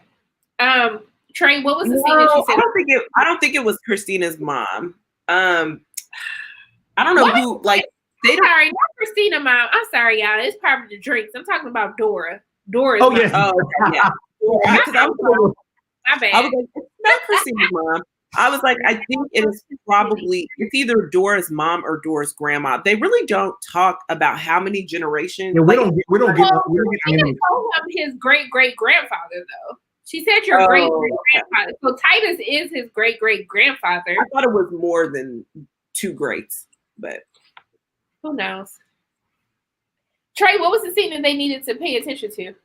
The one where all the sons of Adams are gathered and everyone is Tig, Letty, and Uncle George are in their daddy George, Uncle Daddy are in their separate pods, and they're just being like everyone just going around looking at what they're doing, and Christina is behaving a certain way that makes sense once we realize what she's got going on here. And remember, like this scene for me, that particular scene was just reminiscent of when, the white people would go to those events to pick the slaves, to pick the most strapping and the most, like when they were looking at them through that window, I was like, oh, okay. So they're here to pick you know, all on display. who is the hardest working one, who looks like they're the most strapping, who looks like they can do this. I was like, ooh, child, the racism is. There says we get Hippolyta in Egypt attire. We don't know. We haven't made it. If I'm not mistaken, it might be 6. I think it's nothing we've seen though. It's nothing we've seen, so it's after episode 5. Do you think that Christina gave Tick that ring to help him escape? Actually, in the book, it's William who saves. William who saves Atticus. He actually hands Atticus a piece of paper of words that made no sense to him, but then he realized it was the words of Adam. And when he says those words, it's actually what protects him from actually being killed when everyone else is killed around him. So we don't really know. I don't think we really get an answer to that. But in the book, it's William who saves Atticus, not Caleb. I do feel like maybe the ring was protective because it is to your point, the only thing that survived that fire though too. Like keep that in mind. So there must be some protective like property. So everyone keeps still asking about the scene I'm talking about. I'll just say, don't put in the chat in it. But if you have a theory about Christina, just keep that theory. That's all I'm gonna say. And if that makes more sense, like if you have a leading theory behind Christina, just make a mental note as we move forward. We can't spoil anything for you. So Drew wants to know, so is Atticus a wizard now? I mean, it may already be in his bloodline. Yeah. It may already be in his bloodline. Yeah. Knowledge is power wants to know, did Hannah go through the ceremony as well? I don't know, because they said Hannah escaped. So I think she probably avoided being a part of the ceremony. I also don't think she would have been a part of the ceremony because it's for people in Titus's bloodline as well. Yeah. Like, not only is she a woman, but it's his direct descendant. So after her, he wouldn't have been right. It would have been after either way. But this is a good question. Robert wants to know, if you showed up to the manor, what would be in a bedroom that's tailored to you? Well, for me, it would be Atticus with his biceps, triceps, back muscles, abs, glutes. And it will also be Chris Evans in the bedroom for me as well. Maybe Chris Evans would have been William. I don't know. But they definitely would have been on full display and, at my disposal for wherever I needed, along with some food as well, because I love food. So I actually read this question, Robert. I mean, you can correct me if I'm wrong, but I think that he meant in the very beginning when they first got there and they had their everything at their fingertips. Yes, that's what I'm saying. They would have been my fingertips. Oh, yeah, okay. They would have been waiting on me. This is what. Yes, got it. For me personally, outside of having, the love of my life there, whoever he may be, I personally would have my favorite cocktails. I would have a record player with my favorite albums on vinyl. I would have a couple of my favorite novels. And then for sure, though, I'm going to have all the latest fashions. Like whatever, I will have my own fashion show for the love of my life in that room, potentially. I don't know. And even beyond that, because I would have my own personal fashion show for William, too. He could have a fashion show as well. So. Oh. Okay, William. Trey, there's only there? No. You sure? There's only one thing I would have. I would have an air fryer. Well, you know what, Trey? I'm obsessed with air fryers right now. So I just had stuff to eat, and then maybe like 72-inch TV. Come on, Trey. Roku built in or Apple TV. I'm good. But the TV, though, how in elementary school or middle school, and like they would say, "Oh, if you get stranded on a desert island, what's the one thing you would have?" If I could go back in time, and I would say air fryer. Ooh, child, you know what? Though we're like so disrespectful. We're so disrespectful because really, I should have buckets of money. I mean, like, pay shoot. Child, with my buckets of money that I, count while I'm eating some fried chicken out of my air fryer. Yes, to the air fryer. Hey, I just air fried some chicken before we started this whole live thing. It was pretty. I will air fry anything. Look, this everything is so weird. I have Yeah. never used an air fryer, and I've never tried air fried food. So I'm it's like, so good. It's so good. It will change your life. Like for real. You don't even need to cook everything in my air fryer. Okay, so y'all are like really selling this air fryer. I'm worth all the money in the world. It is.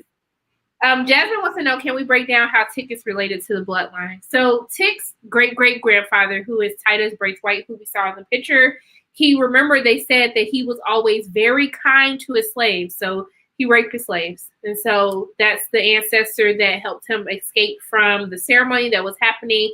Titus was his great-great-grandfather. He raped Hannah. She was pregnant. That's why she had to escape from the family. And so that is how he is actually related to the Braithwaites. He is one of the actual descendants. In the book, Samuel is not an actual descendant. He's like a cousin, a distant cousin. Like he comes from a distant cousin bloodline. So that's why they needed Atticus to actually be the one to do the ceremony, since he is an actual bloodline descendant from Titus Braithwaite. What about the whole idea that this was the maternal side that defeated the patriarchy? Yeah, Carlos, I think that's a great point to bring up. I mean, continuously we find out through the episode how the sons of Adam disregard the women, right? And Hannah is the one who is the maternal great-great-grandmother of Atticus, who is the one that actually stops the entire ceremony from happening. And also, too, we have Trey's favorite person to stand, Christina, who is also responsible because she automatically knows that doing the ceremony is going to kill her father and going to kill off all of the other men involved in the ceremony. So I think it's very symbolic that the one group of people, women, that they always thought was less than and didn't matter, is the one who ultimately brought the downfall to their plan. I think that was a great observation to be made. Robert, are the rooms tailored for fear or desire? I mean, straight to desire. And if y'all trying to say fear, then this is going to be a room filled with bills from Sally Mae. Honestly, I'm just saying. I mean, that's why I asked, because, obviously, like when they first got there, they were moving on up to the east side. Hello? Okay. And so, they were living their best lives. But then we get to the fear and it's a whole different thing. So, like, for me, I'm like, child, I actually don't really know what's going to be in my fear room. Mine would definitely be some. I mean, y'all, I paid off one of mine, so I'm feeling great. I still got one left. You rich, honey. Girl, okay. Let me get this money back, honey. Luna said, what about the stained glass window with Adam and Eve? That slime-looking monster in his hand. What was in his hand? You talking about his peen? That was his peen. I didn't see. Yeah, I'm like, I didn't see a slime-looking monster. I might need to go back. Press. Child, Robert. I can't with Robert. Not me, William, in an air fryer in episode 6. What? This took a turn, honey, but I'm into it. So. Monet wants to know, what is the book that Hannah had while she was running? I didn't see a title on the book. It might be the Bible. Yeah. Just saying. Oh, wait. Sean says, I think the book was the Book of the Dead. Ooh, plot twist. Okay. How did you see Robert's KB William and air fryer is at episode 6. I just caught up on it. Okay. I think that's it for all of the questions. Yeah. We still haven't figured out how to get this show to under an hour, but it's okay, you guys. you stay with us. I don't know what we're gonna need to do to keep this at an hour, because we always go to almost 2 hours. We're just having so much fun. We just don't know what to do. We don't know when to stop. So Eugene says an air fryer, Hennessy, sports channels, and I'm good. Not Hennessy. I can only do white Hennessy. Come on, Henny White. That's the only Henny I know that don't give me a headache the next morning. So, yeah, what are your guys' thoughts? I mean, I guess I can't really ask you your thoughts because you know what's happening next episode, but what are you most excited for next episode? I will say pay particular particularly close to the music in episode 3 because there is a scene in particular that has my favorite use of gospel music. Okay. It is Aces, and I just thought it was extraordinary. And so pay attention to that. I will say, even though everyone here now knows that episode 3 was the scariest for me, I will also say that I did really like a lot of the dialogue. We get a lot more intimate moments in terms of the relationships. Like we get to see a closeness, between a lot of different characters.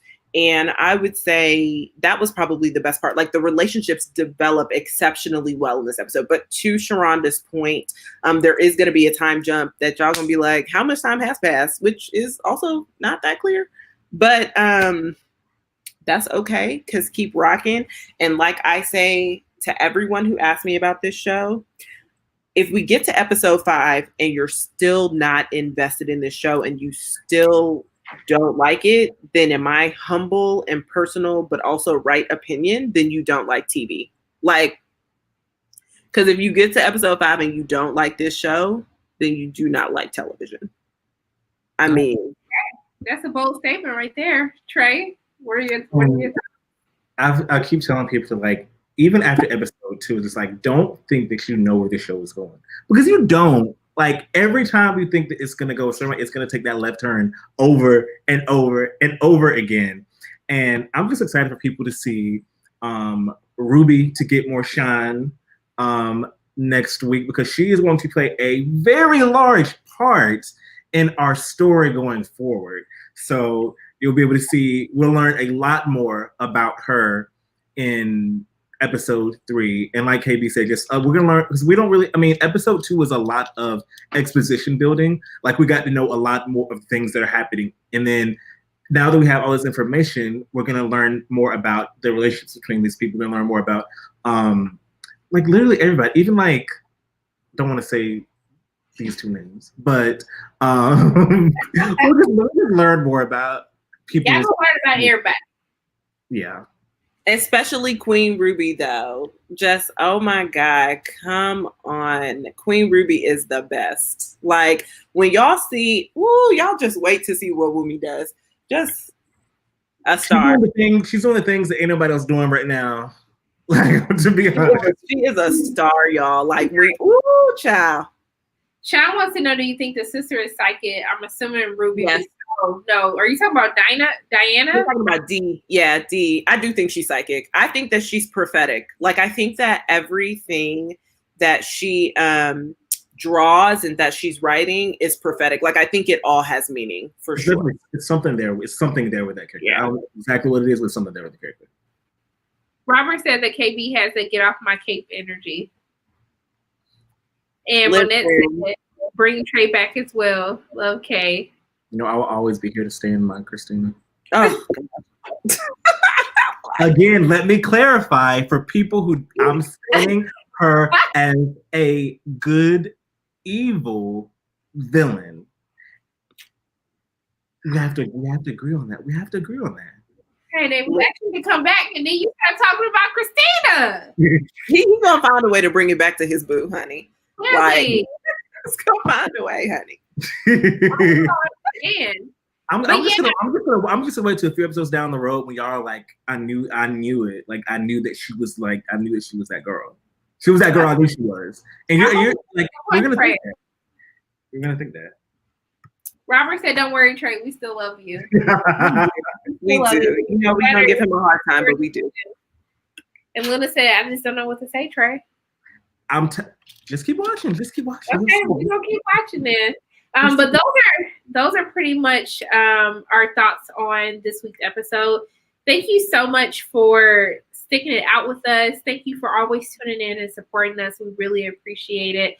I hope that you guys enjoyed this. I hope that you learned a lot about everything. Eugene says that Christina is the love child of Littlefinger and Cersei, and that's saying a lot. And then they say don't call us when she try to kill you, Trey, unless you got gas money. Okay. I mean, apparently I'm not gonna be able to get out because I'm gonna be stuck there. You're gonna drink that tea. You're gonna drink the tea. It's going to paralyze you. I'm trying to leave and get stuck. Oh my gosh. But thank everyone for joining so much. We really appreciate you guys for sticking it out with us, and we hope that you come back next week as we talk about episode 3. But thank you to Trey and Kay. I appreciate you for taking the time to come out and speak to us, even though Trey, you were stuck in the sunken. It's okay. Hopefully, we can get you back together before next week's episode. But I really hope maybe the other way around. Maybe the other way around.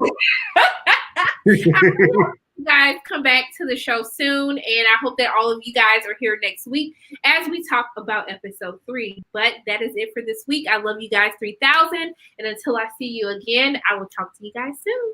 Bye. Bye. Bye.